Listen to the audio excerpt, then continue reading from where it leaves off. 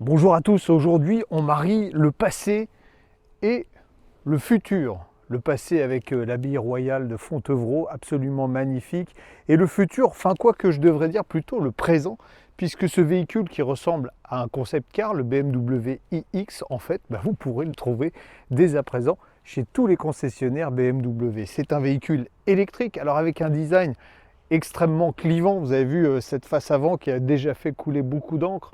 On dirait les dents d'un castor pour certains. Bon, on peut trouver ça harmonieux. En tout cas, on ne peut pas rester insensible. Et vous allez voir que pour les autres caractéristiques, c'est exactement la même chose. C'est sans doute une des voitures, alors j'allais dire les plus extravagantes du moment. On pourrait dire fun aussi.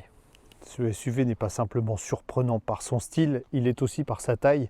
Il mesure 4,95 m de long, c'est-à-dire 3 cm de plus qu'un X5. Et surtout, malgré ses formes, on pourrait presque dire massives, c'est un des véhicules les plus aérodynamiques du marché, avec un CX de 0,25.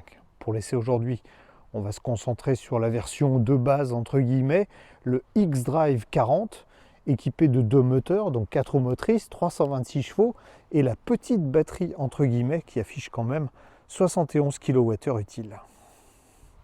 Cette version elle est équipée de 2 moteurs électriques, à l'avant et à l'arrière, avec toujours la technologie qui vient d'être développée par BMW, vous savez, des moteurs à rotor, enfin moteur synchrone à rotor bobiné, ce qui permet de mieux piloter le moteur quand il est à des vitesses élevées, donc de diminuer la consommation, en particulier sur l'autoroute, ce qu'on verra tout à l'heure.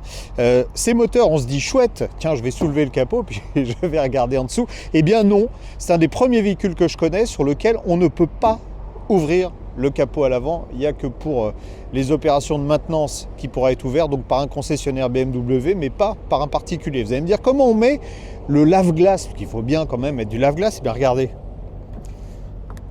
voilà, sous le sigle BMW, il y a le petit orifice de remplissage pour le liquide lave-glace. Au chapitre des choses rigolotes aussi, cette calandre assez proéminente à l'avant est faite dans un matériau qui, si jamais il y a une petite rayure dessus, il faut dire qu'elle est très exposée, eh bien s'auto-réparera avec la chaleur. Vous la laissez au soleil et en 24 heures, les rayures ont disparu. C'est magique. Le coffre, compte tenu de la taille de l'engin, peut ne pas paraître gigantesque, 500 litres, mais il faut quand même préciser que vous avez un rangement en dessous pour mettre les câbles, et là, c'est quand même assez vaste. Et puis, on peut basculer les sièges avec ces petits boutons qui sont là, et on a à ce moment-là 1750 litres de volume de chargement, et là, c'est très important. L'espace aux places arrière est proprement incroyable. Vous avez vu ça? Regardez. C'est presque un terrain de football à l'arrière. En plus, on a des prises USB-C qui sont là. On a le sentiment d'être dans un véhicule gigantesque. Il est gigantesque, je vous l'accorde. La surprise se poursuit à l'intérieur. D'abord, vous avez vu ces poignées de porte, un peu atypiques. On accède à l'habitacle et avant de rentrer, regardez, la structure, on voit bien la structure du châssis avec de la fibre de carbone, ce qui permettra d'alléger le véhicule. Malgré ça, il affiche un poids conséquent. Et cette présentation, on a l'impression d'être plus dans un salon que dans une voiture. Et le plus fort, c'est que cette qualité, parce que la qualité des matériaux, elle est excellente avec, regardez, cette ambiance suédine, eh bien cette qualité, elle est due en grande partie à des matériaux recyclés. Les sièges sont faits avec du plastique recyclé. Et puis les tapis de sol, là, voilà, ça c'est des filets de pêche qui ont été recyclés. La présentation intérieure, c'est mon avis perso, mais je la trouve vraiment magnifique. C'est surtout, c'est un univers de calme et de douceur avec des matériaux, vous l'avez vu, cette suédine un peu partout. Et puis, il y a des choses assez chics, comme par exemple tous ces contacteurs qui sont en verre poli. Ça donne un effet cristal, c'est une option qui vaut un peu plus de 1000 €. Regardez, même sur les commandes de siège, sur les portières, on a ce type de contacteur. Ça fait franchement concept car, on n'a pas l'impression d'être dans une voiture de série. Pour revenir sur la partie centrale entre les sièges, BMW a conservé, vous savez, le fameux bouton, voilà, la fameuse molette qui permet de rentrer dans les menus. Il faut avouer que c'est assez pratique. Et ici, ce sont des touches, vous voyez, des touches sensitives qui permettent de modifier les menus. On a pensé à garder un bouton pour le son de la radio, ça c'est pas mal. Le grand écran central permet d'accéder à beaucoup de fonctions, en particulier au menu de la climatisation. Là c'est en direct, c'est un écran qui est tactile, hein. Donc c'est doublé avec le contacteur qui est sur la console centrale. Donc là, on peut tout régler, c'est assez clair. On va remonter juste un petit peu la température parce qu'il fait froid dehors. Ensuite, en termes de configuration, voilà, là c'est un peu plus complexe. Si je veux, allons dans les réglages de conduite par exemple, supprimer, parce que moi j'aime pas l'avertisseur de franchissement de ligne, voilà, il faut passer par plusieurs menus. Franchement, ça c'est pas très pratique. Le tout digital a quand même des inconvénients assez gênants, surtout quand, là on est arrêté, mais surtout quand on roule. Au chapitre des bizarreries, on a aussi ce volant hexagonal, mais au final, il est plutôt pratique parce que ça permet de bien dégager les compteurs. Compteurs très lisibles qui sont numériques, qu'on peut paramétrer. Comme on l'avait vu déjà sur de précédentes BMW, voilà, je peux afficher dans le centre du compteur le GPS par exemple. Dans les petits détails inhabituels sur une voiture, vous cherchez la poignée pour ouvrir la porte, en fait, il n'y en a pas. C'est une gâche électrique qui permet d'ouvrir la porte. Il n'y a pas que l'esthétique qui est surprenante sur ce BMW iX. Je serais tenté de dire, tiens, j'aime bien le parallèle, que c'est un monstre gentil. C'est le Casimir de l'automobile. Pourquoi ? Parce que d'abord, on a un environnement qui rappelle plus un salon qu'une automobile. On est assis sur un siège également qui fait penser à un fauteuil de salon. D'ailleurs, un peu de maintien latéral supplémentaire aurait été le bienvenu. Mais en dehors de ça, on a un confort qui est absolument papal.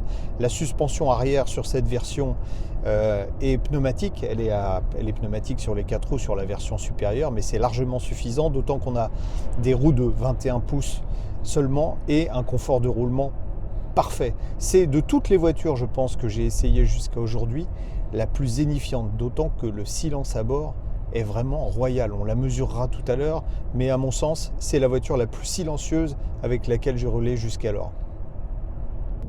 Si Casimir est un monstre gentil, ça n'en demeure pas moins un monstre. Démonstration. Je vais d'abord changer de mode de fonctionnement, passer sur sport. Vous entendrez déjà que le son du moteur est légèrement différent. Assez indéfinissable, il est signé de monsieur Hans Zimmer, vous savez, ce compositeur de musique de film qui a fait entre autres la bande son du Roi Lion. Mais surtout, ce qui est remarquable, c'est que on a quand même deux moteurs, 326 chevaux, 630 Nm de couple, et regardez, on sort des petites épingles, et malgré les 2240 kg du bestiau, eh bien à la fois sa motrice, ça prend très peu de roulis, c'est très agréable à conduire, une vraie BMW.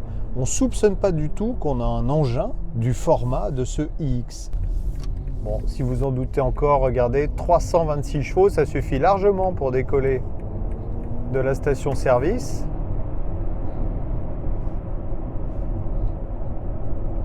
Et ce qui est remarquable sur cette voiture, c'est le système de récupération d'énergie. Alors vous pouvez, par les menus très compliqués, tenez, on va essayer de le faire.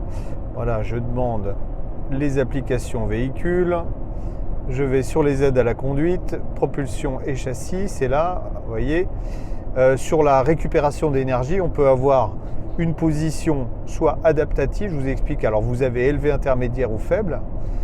Et sur la position D, en fait, la voiture tient compte de tout l'environnement, de la vitesse, du trafic, pour adapter la récupération d'énergie. Par exemple, là, on est sur une 4 voies à 110 km/h. Si je lâche la pédale d'accélérateur, vous voyez, on est réellement sur de la roue libre parce que il n'y a pas d'obstacle et on sait que la roue libre, c'est le meilleur moyen de conserver l'énergie, donc de consommer moins. Maintenant, je vais me rapprocher du véhicule qui est devant. Je vais lever le pied ici, et là la voiture va, vous voyez, ralentir franchement parce qu'elle a détecté qu'il y a un véhicule qui est devant. Donc elle va adapter le freinage électrique, donc la régénération, à l'environnement. Et ça, c'est plutôt pas mal. C'est vrai qu'au départ, ça demande une petite phase d'adaptation, mais une fois qu'on y a pris goût, on n'a plus envie de s'en passer.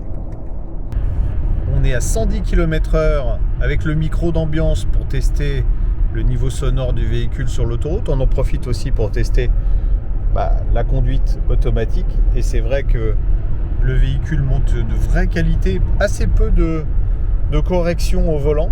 Et ça, c'est très agréable puisque d'habitude, en particulier quand il y a des virages, ça gigote à droite et à gauche. Tiens, pendant qu'on y est, on jette un œil sur la consommation. Là, on est à 20,1 kWh. On était tout à l'heure à 25 kWh au 100 à 130 km/h, ce qui prouve que le véhicule est vraiment très intéressant aérodynamiquement et que les moteurs à rotor bobiné sont très intéressants en termes de consommation quand le rythme s'accélère. Et pour le bruit,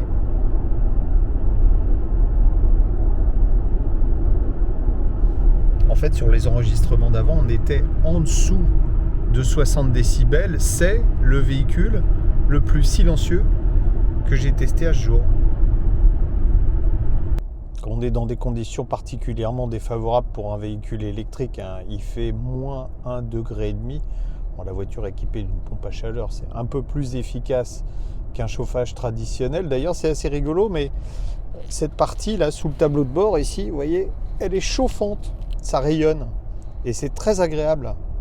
Bon, ça sera évidemment à prendre en compte au moment du calcul de l'autonomie tout à l'heure, mais la valeur intermédiaire n'est pas mauvaise pour le moment. On a fait de l'autoroute, on est à 24,5 kWh au 100 km. On va profiter de la conduite de nuit pour admirer. Alors, non seulement on a des phares automatiques sur cette voiture, et puis vous avez vu sur le GPS de la réalité augmentée. Donc la nuit, ça va vous éclairer la route pratiquement et puis vous indiquer exactement par une flèche sur la route quelle direction il faut prendre. Bon, il fait quand même nuit, je ne sais pas si on va bien voir, mais regardez, les phares anticipent en fait le trajet de la route pour l'éclairer, et là c'est pas un luxe puisque il gèle, la route est verglacée et les 4 roues motrices ne sont pas non plus un luxe dans de telles conditions de roulage. Alors, la voiture nous a indiqué qu'on ne pourrait pas aller jusqu'à Paris avec le plein entre guillemets. On s'est donc arrêté sur l'aire de Blois, un superchargeur Ionity. On va se faire le plein. Alors, très simple, vous connectez la voiture avec le câble. Bon, c'est vrai que c'est un peu raide, voilà. Ensuite, départ, on badge. La communication est établie avec la voiture.